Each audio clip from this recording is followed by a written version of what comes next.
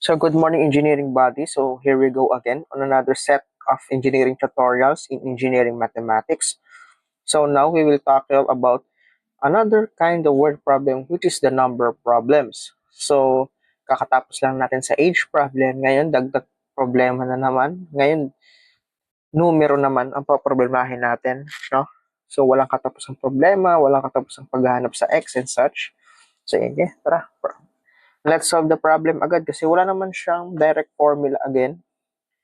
Katulad ng age problem, what you need to do here is to analyze, create a table if necessary, and then let variables, mag-let tayo na let x be the number and such.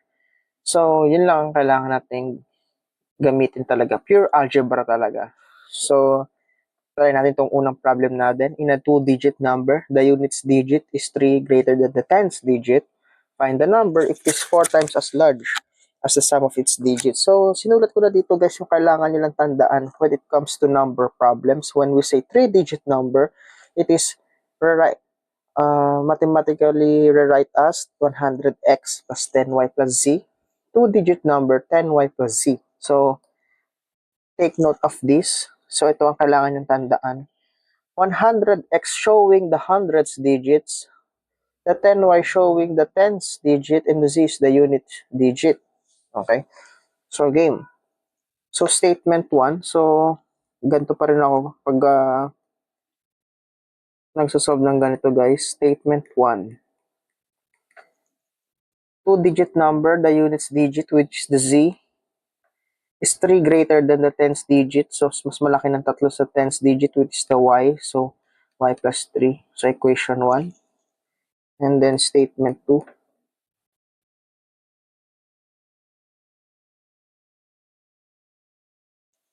Find the number.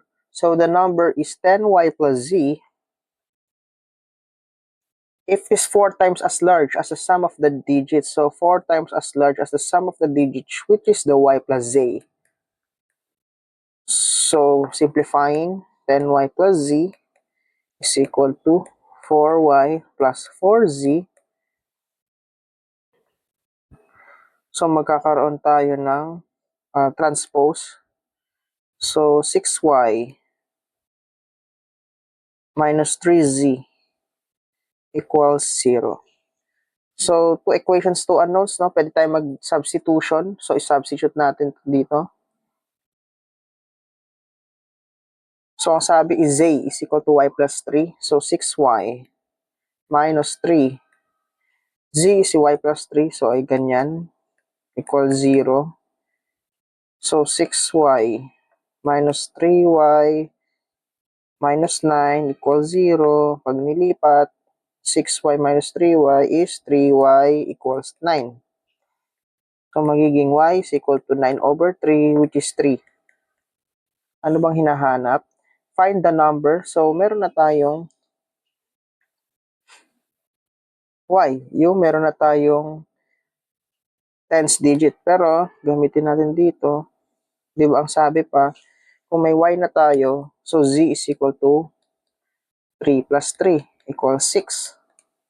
So, to the right, ang general na ang ano natin, 10, the number is 10, which is yung 3, plus z, which is the 6. So, 36, yung hinahanap nating number.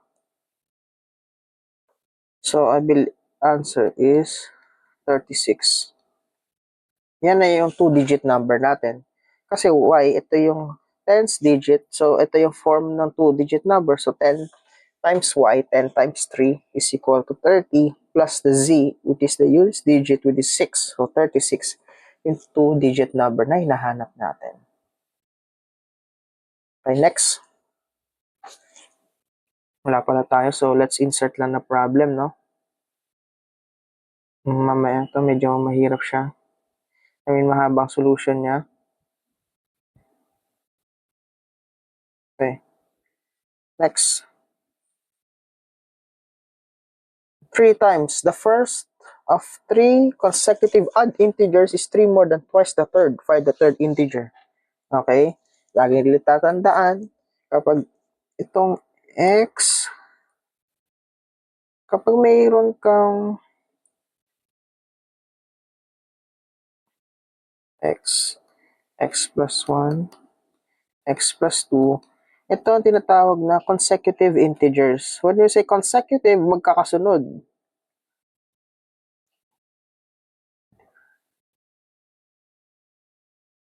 Pag sinabi naman natin x, x plus 2, x plus 4,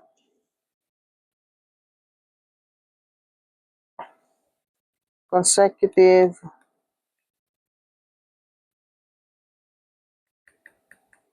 odd or even numbers. Why? Kasi di ba kunwari 1, 3, 5, 7, di ba meron siyang ito,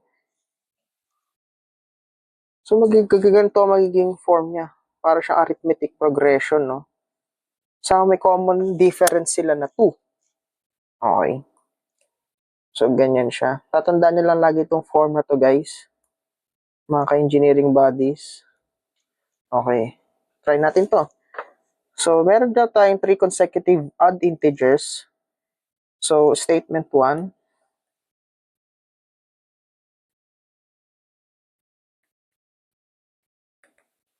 Three times the first. Ano ba yung first nito? Kunwari itong x. 3 times ng first is 3. More than twice the third is 3. More than twice nung pangatlo, it is x plus 4. Yan na yun. Find the third integer. So, simplifying na lang natin. Plus 2x plus 8. So, pag nag-transpose tayo, magiging x is equal to 11. So, ito yung first number. First, ano bang sinasabi? First odd integer. So, yung pangalawa natin, plus 2. 11 plus 2 equal to 13. Then, 11 plus 4 is equal to 15. So, ito yung third odd integer.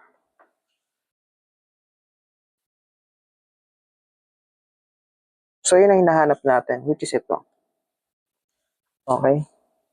So, ganyan lang siya isolve, guys. Actually, parang medyo mas madali siya in analyzation than age problem, no? So, sa mga next problem natin, try natin yung medyo complicated na example. So, right for now, ito muna yung first 2 examples natin in solving number problems. So, for more engineering tutorials, no, don't forget to like and subscribe and hit the bell button para updated tayo sa mga future engineering tutorials natin. So, padayon, engineers.